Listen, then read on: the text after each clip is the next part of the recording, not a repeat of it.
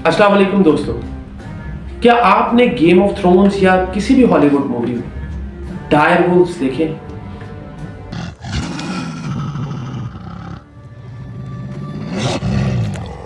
ये दहशतनाक और पावरफुल भेड़िए आज से तकरीबन 10,000 साल पहले इस दुनिया से खत्म हो गए थे, मगर अब अमेरिका की एक कंपनी ने दावा किया है कि उन्होंने इनको 10,000 साल बाद इस दुनिया में रिवाइव कर दिया है।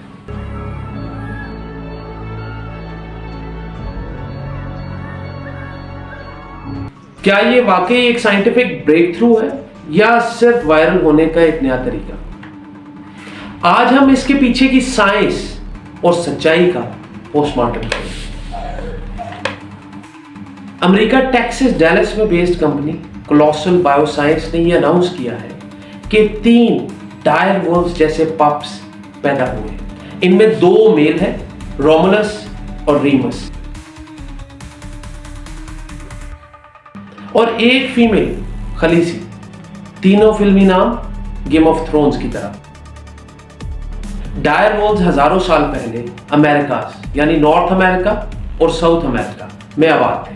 इस बायोटेक कंपनी ने कनाडा से मिलने वाले 13,000 साल पुराने डायरवुल्फ के दांत का डीएनए एक्सट्रैक्ट किया है और फिर एक लेटेस्ट क्रिस्पर टेक्नोलॉजी के थ्रू 47 मॉडिफिकेशंस की हैं ग्रे वुल्फ के जीनोम में।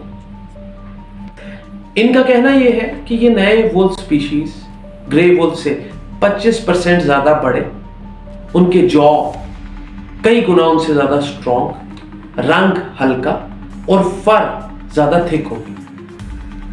यहां बताता चलूं कि क्रिस्पर टेक्नोलॉजी में मेनली 3 बड़े स्टेप्स होते हैं। फर्स्ट डीएनए मैपिंग, तकरीबन गूगल मैप की तरह।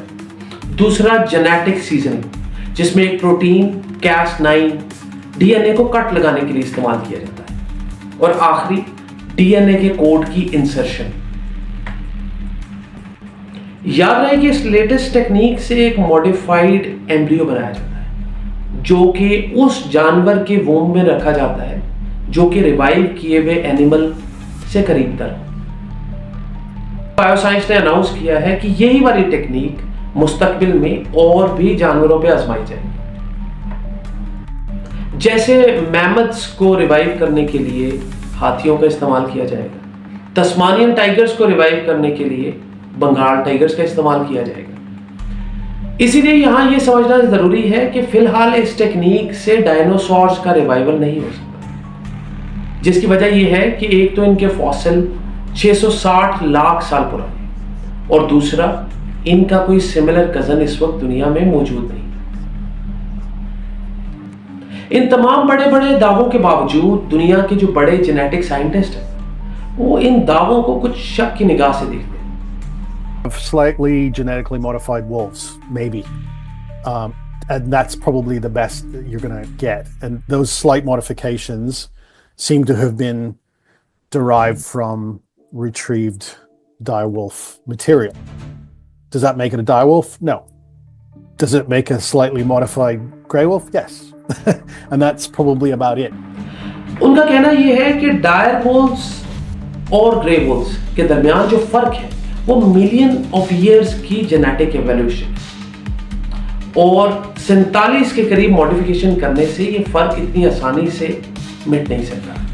तो उनके बकौल इस कंपनी के ये तमाम क्लेम थोड़े मिसलीडिंग है। मिसाल समझी जाए तो वो इसी तरह है कि जैसे एक गधे के ऊपर कुछ स्ट्राइप रंग देने से वो ज़ीब्रा नहीं बनेगा, उसका डीएनए गधे का डीएनए रहेगा। यहाँ एक और बात ज़ेरे गौर है कि फॉसिल जो एक्सट्रैक्ट किया गया उसके अंदर डीएनए तकरीबन 85% के करीब तबाह हो चुका। 5% ऐसा था जो पूरे तरीके से मैपिंग के लिए यूज़ किया जा सकता। तो इस मिनिमल सी इंफॉर्मेशन से आपको एक बहुत महदूद इंफॉर्मेशन मिली जिसमें ज़्यादातर अपने अपने ख्यालात के मुताबिक आपने नई मॉडिफिकेशंस की। तो ये कहना कि ये बिल्कुल डायरवुल्फ है, ये थोड़ा हकीकत से दूर है। अब चलते हैं इस पूरे तजर्बे के असल मकसद की तरफ। क्या इसका मकसद साइंस की तरक्की है या शोहरत?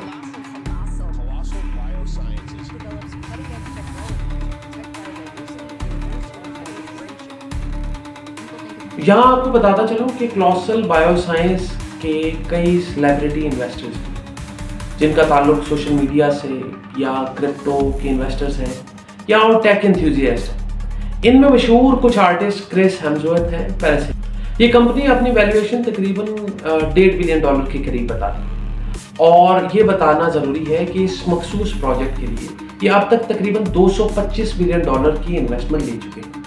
इनके मुस्तकबिल के क्लेम्स बहुत बड़े बड़े कि कई एक्सटिंक्ट जानवरों को दुनिया में वापस लाया जाएगा, लेकिन ये कई सवाल भी उभार जैसा कि ये सब क्यों किया जा रहा है, इसका क्या फ़ायदा है। क्योंकि इस तरह के एक्सपेरिमेंट कोई साइंस फिक्शन मूवी नहीं बल्कि असल दुनिया के एक्सपेरिमेंट्स हैं जो कई रिस्क अपने साथ लाते हैं। मसलन जेनेटिक कंटामिनेशन। अगर इन वुल्व्स को जंगल में खुला छोड़ दिया जाए तो मौजूदा ग्रे वुल्व्स की पॉपुलेशन को रिप्रोडक्शन के थ्रू ये उनका डीएनए कंटामिनेट कर सकते हैं। इन नए स्पीशीज में ऐसे वायरस हो सकते हैं जिनका हमें इल्म ना हो और वो शदीद खतरनाक हो, या कई ऐसे खतरात जिनको शायद हम अभी बहुत जल्द है सही तरीके से परख नहीं सकते। साइंस हर रोज नए वंडर्स कर रही है, लेकिन इसका ये मतलब नहीं कि हर वो चीज़ जो हम कर सकते हैं उसको करना भी चाहिए।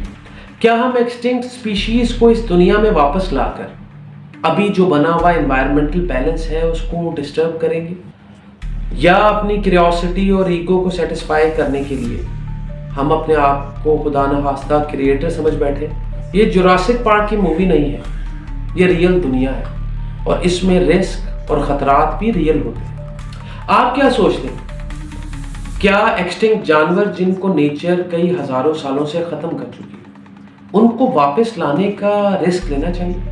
कहीं हम कोई ऐसा दरवाजा तो नहीं खोल रहे जो वापस बंद ना हो सके?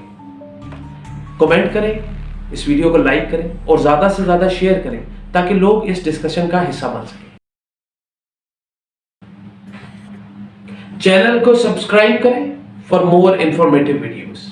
अल्लाह हाफिज।